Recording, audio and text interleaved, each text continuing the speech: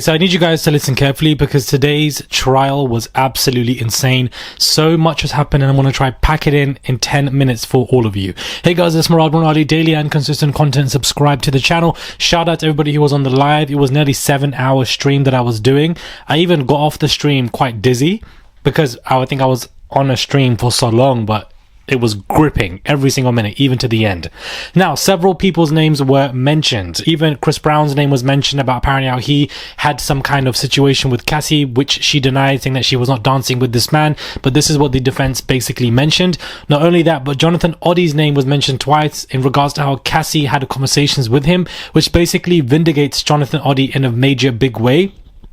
The defense and the prosecution were both told off by the judge. She was very angry at the beginning of this case and snapped on them for basically prolonging this, especially the defense, and how they basically ask leading questions about random dates, random events, and there just is no sequence or order. The judge did not like that and basically was like, you got to change your ways because this is not giving at all. Several times the judge told Mark Agnifilo, why didn't you have this information prepped before? Why are you telling me this now? And his answers are, I don't know. Now that in itself is not something that these lawyers should be doing at this stage, considering that Diddy is paying 8 of these lawyers. Cassie's audio tape was shown in regards to how she was threatening a man, saying that she's going to take that man's life because apparently that person had seen a tape of Diddy and Cassie, which means that Diddy's passing things around. She obviously panicked. So I don't see why you wouldn't send those threats to people. I think the defense kind of failed with that because evidently she was doing so in response. Cassie also revealed that she received a 10 million settlement from the Hotel Intercontinental, and the defense are making it out to be like she's some gold digger by saying that she didn't live in a mansion. It was a very small house in Connecticut. But at the same time, after what she went through, 10 million is the least that Intercontinental could have done. That they chose to settle because they knew that they couldn't go to court with this, because this in itself was high profile and they would have been busted out with so much money. So she deserves that 10 million from the hotel. She deserves that 20 million from Diddy, point blank, period. But that in itself also took place. Not only that, but some of the items, for example, the defense said, Mr. Combs wrote, wants to freak off one last time. What did you write? And Cassie wrote in response, I don't want it to be the last time. I want freak offs for the first time and to continue. Then the defense ended it by saying no further questions. So that was one of the endings of the cross-examination, by basically showing that Cassie wanted these freak-offs. Some of this was consensual. But again, for the millionth time, just because there are evidence of anything being consensual between Cassie and Diddy does not mean that every single moment in their life together was consensual if Cassie is claiming that it isn't. That's why I don't understand why people can't get that. Clearly, if something isn't consensual, Cassie's speaking up about that. Just because there are moments of them being consensual does not mean that every pothole has been filled. That's not how this works. That doesn't make any sense. That's not how consent even works. So again, I'm very confused at how A, people don't get that, but B, everybody is so focused on the fact that Justin Bieber is a victim of Diddy. Justin Bieber's gone through so much. Justin Bieber, woe is him. What Diddy's done to him. People can find it so easily believable that Justin Bieber is a victim of Diddy, but for some reason, when it comes to Cassie, despite there being hotel videos and her being beaten up, her testimonies to a lot of people, especially men, are she's just a gold digger. Quite misogynistic if you ask me, because not everybody's a gold digger, whether it's a man or woman. Whew. We have something that I want to go through, and this was Alex Fine's statement. He came out with a statement in regards to Cassie, which Douglas Wigdor basically had written, and it was a very powerful statement indeed, and this is what he has stated. Cassie first and foremost said, this week has been challenging. I hope that my testimony has given strength and a voice to other survivors. For me, the more I heal, the more I can remember, and the more I can remember, the more I will never forget. I want to thank my family and my advocates for their unwavering support, and I'm grateful for all the kindness and encouragement that I have received. Whereas,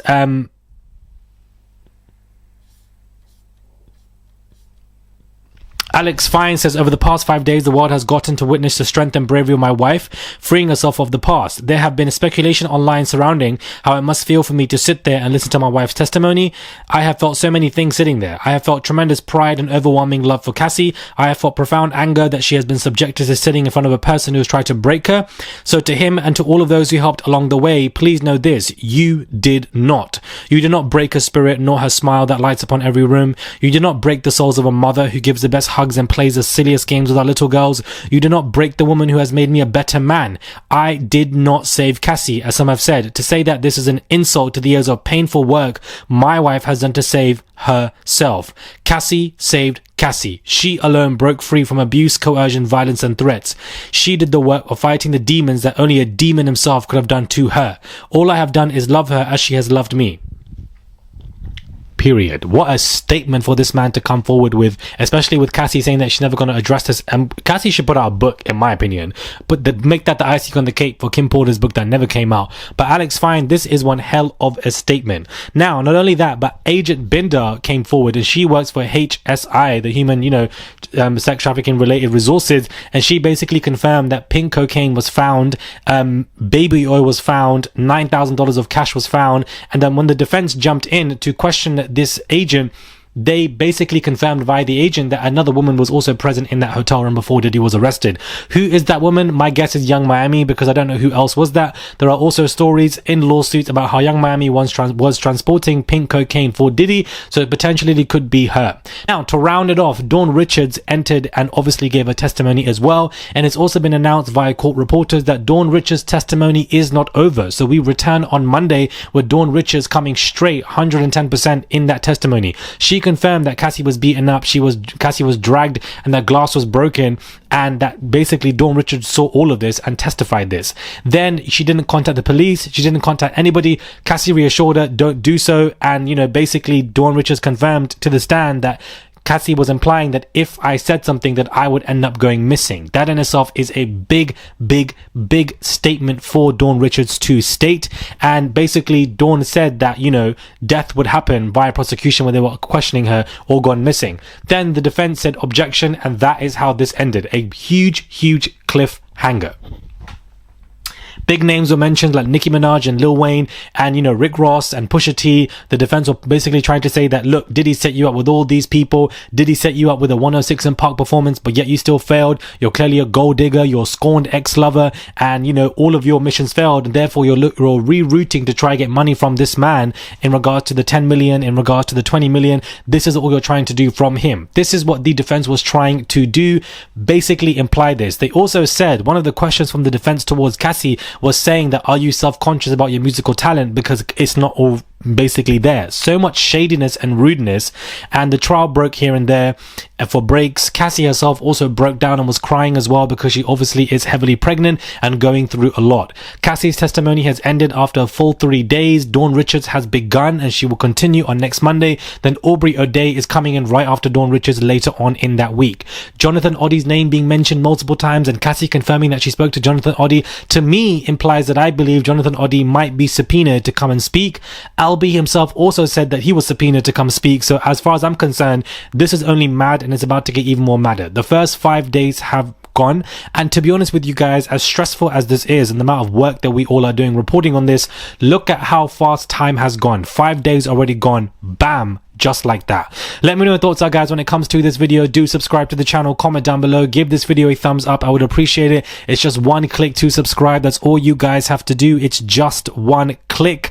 Wanted to get all this out to you in less than 10 minutes. There was also chaos outside of the courtroom where journalists were arguing with P. Diddy supporters, who I call big belly boys, because there were many of these men with white t-shirts and in black, free Diddy, free Puff, who all very looked rather large, to be honest with you, men who were simply unemployed, or in my opinion, very much employed by Diddy and his team and his people. And basically they were there trying to fight these journalists, protest and be upset for Diddy.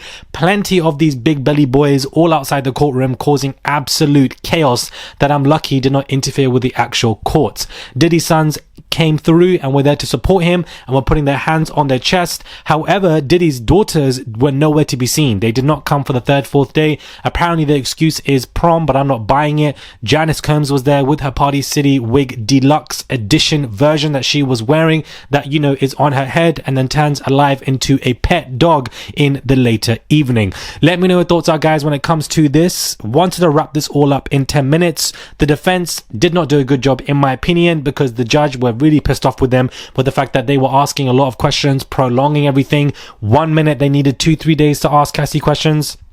The next minute they could wrap it up quite quickly. They seemed very unprepared, lackluster, in my opinion, and their intentions and aims to say, look,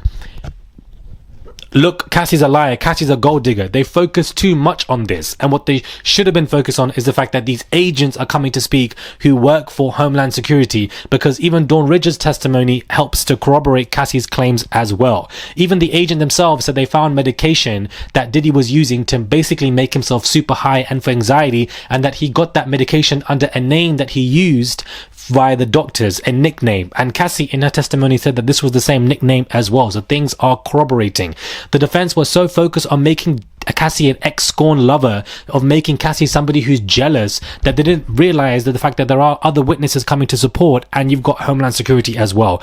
Big mess up, to be honest with you. Although the judge was angry with both teams, they were more upset with the defense. Again, the lawyers are arguing with each other, and I don't understand what is going on, to be honest with you. It really is it's not looking great. Diddy is acting composed in front of the jury. Of course he can, but I know inside he must be pissed with the way that this is going. For one of the judges, Mark Agnifilo, the one who's leading this case, saying to the judge, I don't know, in response to the judge saying, why have you not prepared this information for me by 3:30, prior? Why are you giving it to me now at 3:30? His response as, I don't know, is pathetic, child. 8 lawyers. Anna Estavo should not have been the one leading this case. It should have been Westmoreland. It should have been Brian Steele. It should not have been this woman. I don't think she was doing a great job at all. She went easy on Cassie initially, but I just felt like she was hyper-focusing on Cassie running after money. And I think that in itself can just be reductive, considering the evidence that's been shown against via the prosecutions from what the jury's minds could be thinking. Chaos, absolute madness. Gone over 10 minutes. My bad. Do subscribe. It's just one click. That's all you guys have to do. Comment down below. Give this video a thumbs up. Send a tip if you guys wish to. Shout out to everybody who was on the live, and also there's a live on Monday, 6, 7, 8 hours, however many hours it's going to be, we're going to be there. Subscribe, and I'll catch you guys soon.